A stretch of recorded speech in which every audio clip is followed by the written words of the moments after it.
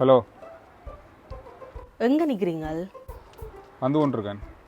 இங்கே உங்களுக்கு நான் எத்தனை நாளாக சொல்கிறேன் ஒரு சுடுதண்ணி போத்தல் வாங்குங்கோ, ஒரு சுடுதண்ணி போத்தல் வாங்கி கொண்டு வாங்கோண்டு.